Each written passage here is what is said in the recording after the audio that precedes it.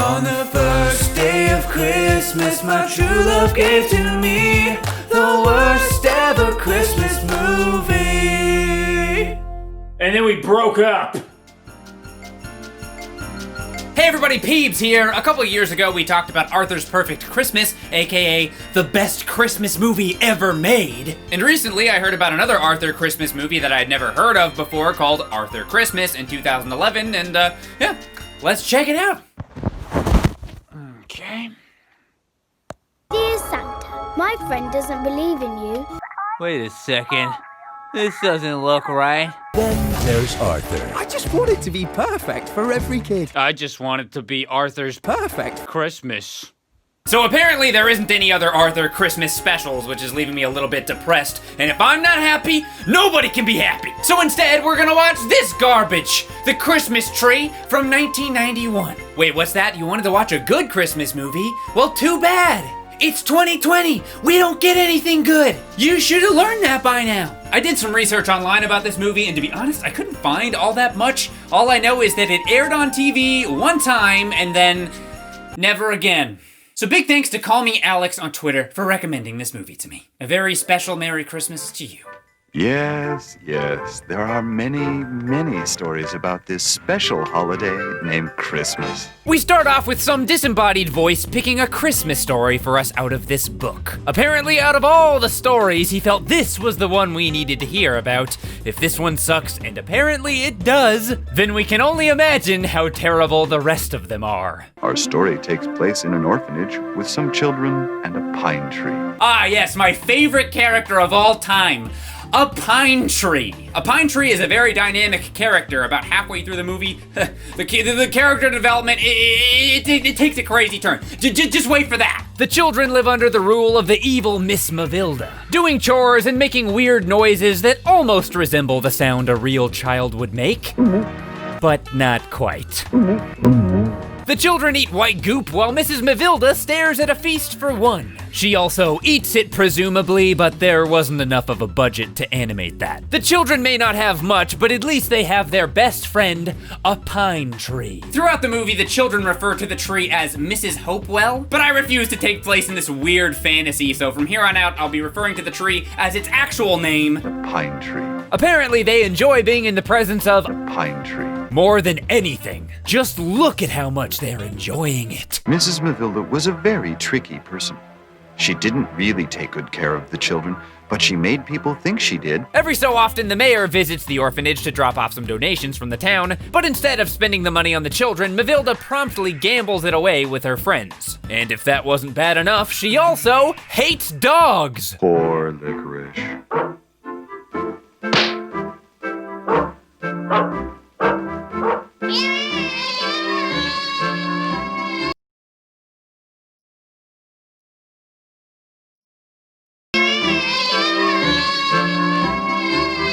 Well, let's begin our story now. Oh, great. We're 4 minutes into the movie, but apparently we're only just now starting. Everything starts when a couple arrives in town seeking a better life. The mayor told the good man that he would offer him a job at the lumber mill, but for a period of time, he would have to live in the boarding house without his family. He would arrange for the man's wife and children to stay at the orphanage, where they could get room and board. This intro with the disembodied voice goes on for forever. Why didn't they just have the characters talk instead of explaining everything? Oh, you. We come from the mayor's. I know. The mayor just called. I'd better go now. Oh. I see. I'd better go now.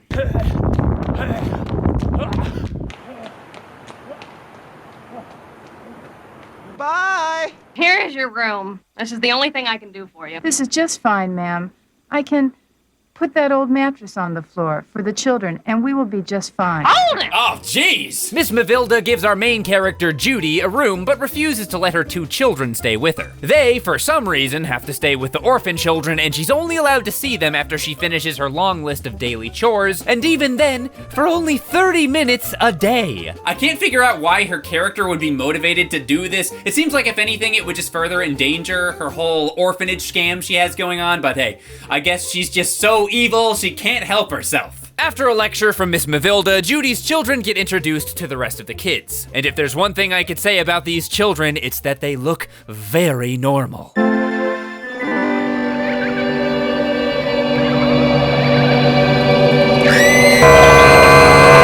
They're just about the most normal and least disturbing looking children I've ever seen. Before we continue, I'd like to take a moment to thank the sponsor of this video, The Wonderful 101 Remastered. The Wonderful 101, widely known as one of the most underrated Wii U games, is back on PC, PS4, and Nintendo Switch, and it's even remastered. Check the link in the description below to download the Wonder Size Cadet demo featuring Wonder Bayonetta for free. The Wonderful 101 is a colorful, quirky, heroism-filled game by Action Masters Platinum Games, creators of Bayonetta and Nier Automata. Use the unique Unite Morph system to draw different shapes mid-combat and form giant weapons ranging from whips and guns to swords and fists. Each weapon has different uses and strategies, but they all look wonderful.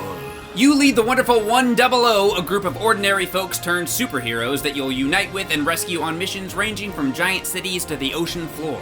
They all have unique backstories and excellent over-the-top design, like Wonder Professor here, who literally has a triangle ruler attached to his back somehow. Looking good, Teach. If you missed out on it the first time, and trust me, if you did miss out, then this is the perfect time to give the Wonderful 101 a try with this remastered version. Again, the demo is available right now on PC, PS4, and Nintendo Switch. Check the link below for a download, and thank you. Wanna hold my teddy bear?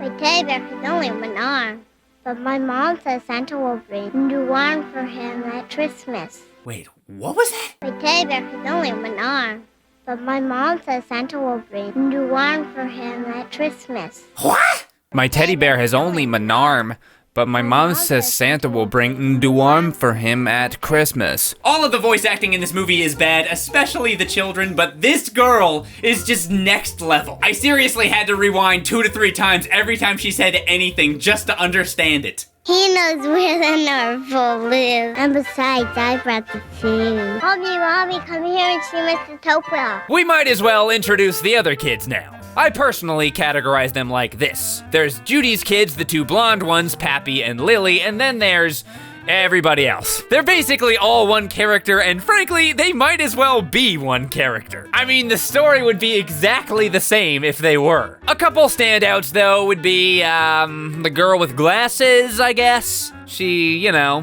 has glasses, so she's way different from the other ones. And then I guess there's, the kid that inexplicably has his voice pitched up. When I'm scared, I think about her branches like arms holding me. He's probably my favorite. After doing all of her many daily chores, Judy comes across the children staring out the window. Or more precisely, standing next to the window and staring creepily straight at her. Just totally normal children stuff, nothing to be too concerned about. The children are definitely the creepiest thing in the movie, but this Judy face is still pretty up there for me. I mean, just imagine looking out your window and seeing this face staring back at you. Where is she? I can't see her. Over there, Mommy. Where? Why are you guys giggling? Mrs. Hopewell is a tree. That tree. I know all of you understood that perfectly and definitely know what's going on right now, but on the very off chance that you didn't, the kids are explaining to Judy just how much they love The pine tree. They love it so much that they believe it will somehow Bring us a mom and a dad to take Licorice and us to a happy home. Licorice? Now who's Licorice? A dog? Judy begins to bond with the children by bathing Licorice, but once that's over, the children decide that they need her to do even more chores on top of her previously existing ones. Specifically, she needs to do something special for The pine tree. Now we have to do something for Mrs. Hopewell, too. I've got an idea. Ah, yes, the perfect idea. We'll surround her with the guts of a different tree. I'm sure she'll love that, right? Help me get that pile of wood around her.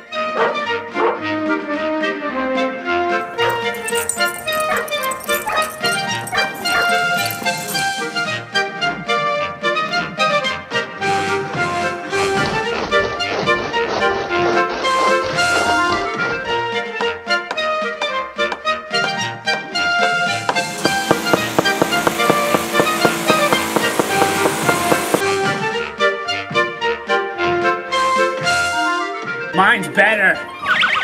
Step up your game, Judy! Who built that? Me and... Let me tell you something here, girl. You're here to do your work first, not that nonsense. Did you finish washing? Yes. And what about cleaning? Yes, the entire house, including the windows and waxing the floor. You may go now.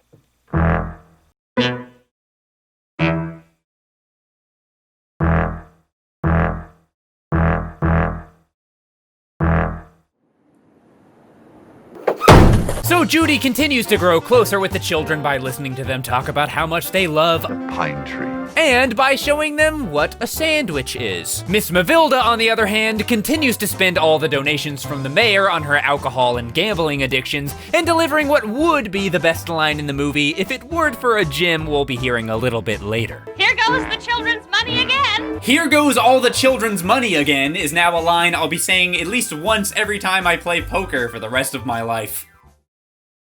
So our story continues. Time goes by. Soon autumn came. Then Christmas time arrived. The mayor comes by with more donations from the townspeople. I've got enough money here to get the children new clothes.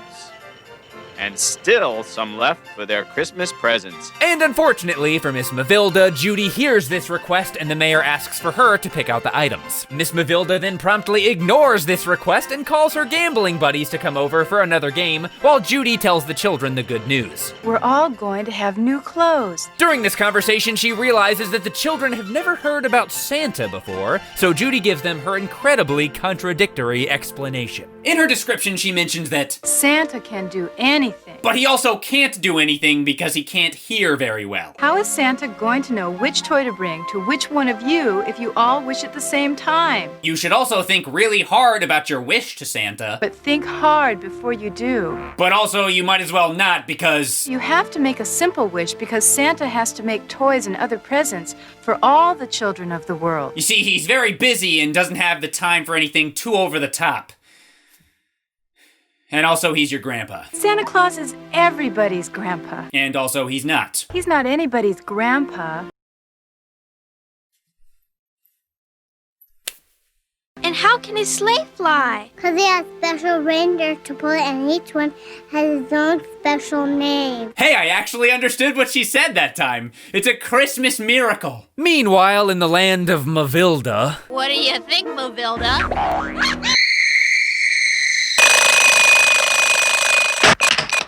What a hangover. And there's the best line in the movie. Unable to come up with any excuse for why the money is gone, she tells Judy that the children are no longer allowed to play outside and threatens her to keep quiet. And now that you know, you better make sure you don't tell him a thing, or you and your children are out in the cold. But she goes even further than that and decides to frame Judy for theft so that she'll get arrested. Nell, I have a job for you. What are you buying? She plans to have her friend Mel plant an expensive item in her car while she's picking up a package, and on top of that, she asks him to cut down the children's best friend. The pine tree. For no particular reason other than she's evil. But conveniently, one of the girls overhears this plan and tells the other children about it. Oh, yes.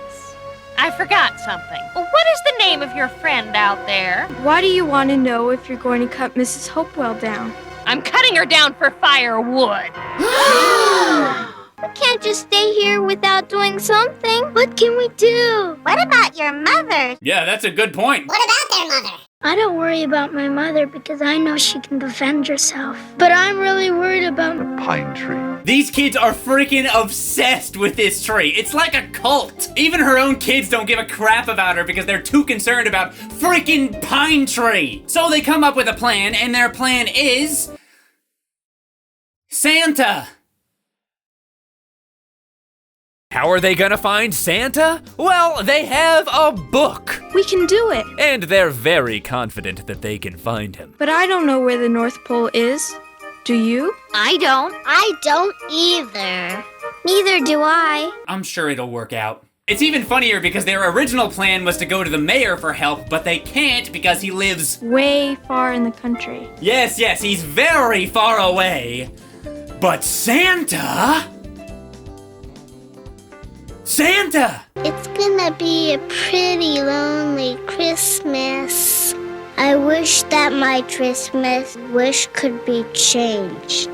Santa, I wish somehow you could save Mrs. Hopewell. Mrs. Hopewell? Save Mrs. Hopewell? The pine tree. These freaking kids, dude, nothing else matters as long as they have their precious tree god. If thou wouldst love me, thou wouldst will let Judy die. So saith I. The pine tree. They all changed their Christmas wish to save Pine tree. all of them. Not even one of the 7, 6, 8? Nah, I can't keep track of how many of them there are. Used their wish to save Judy. You know, the only person in the whole world that gives a single crap about them. Nah, I'm sure she'll be fine in prison. She'll like it there. The pine tree. Told me so. So Pappy and Lily sneak off with Licorice, and on their way, they get attacked by a bear, and in the process of what is a very epic fight scene, just trust me, Lily falls down the cliff. Oh no! It's that one. No, she was my favorite. Ah, dang. Lily! Lily! Lily!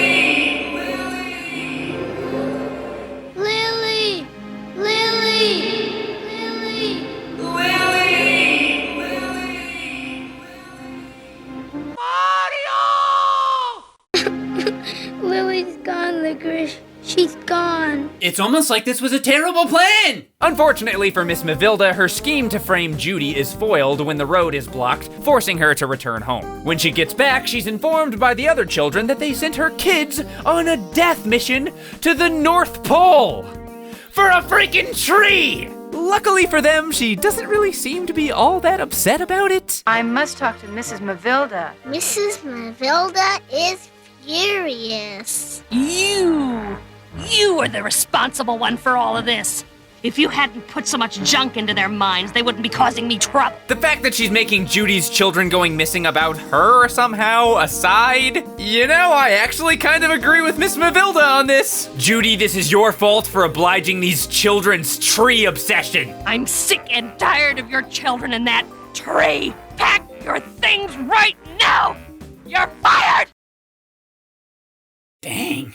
Get back into that house at once, or I'll thrash you one by one. I'm sorry, children, but I have to do this job. Come on, Frank, hurry up. That does it. Yes, both my children are probably dead, but, Nobody cuts Mrs. Hopewell until we talk to the mayor. Show them the song. Whatever you say, ma'am.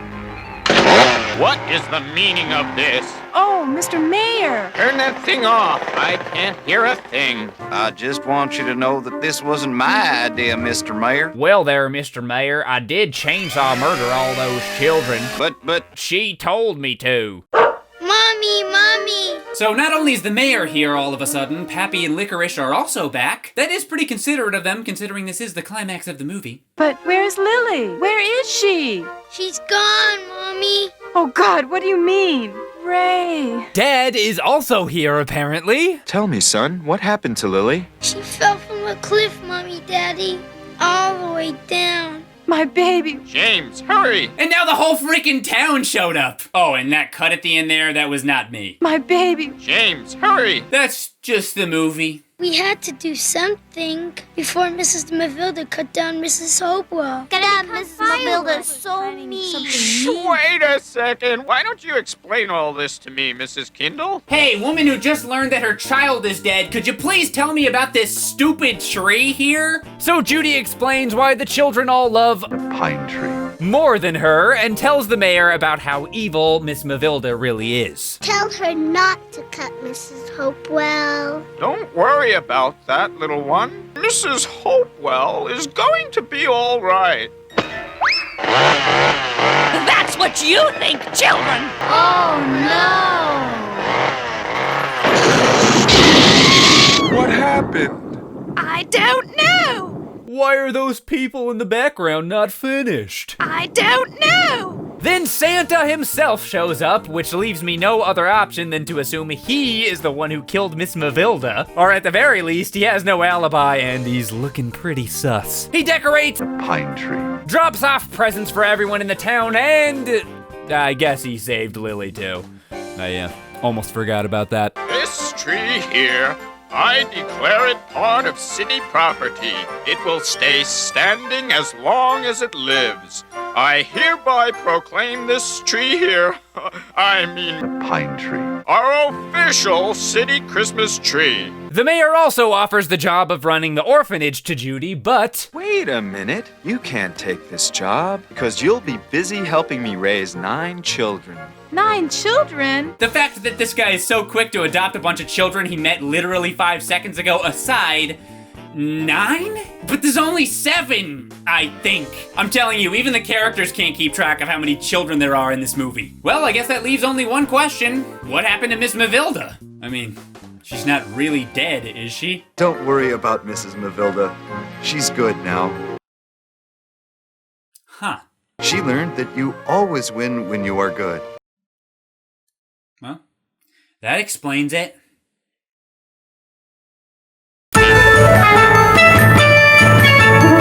And that is The Christmas Tree from 1991. I hope you liked it. But before you go, I do have one last message for you. And no, it's not Merry Christmas. I, the Peanut Butter Guy, bring you good tidings of great joy from the one and only The pine tree.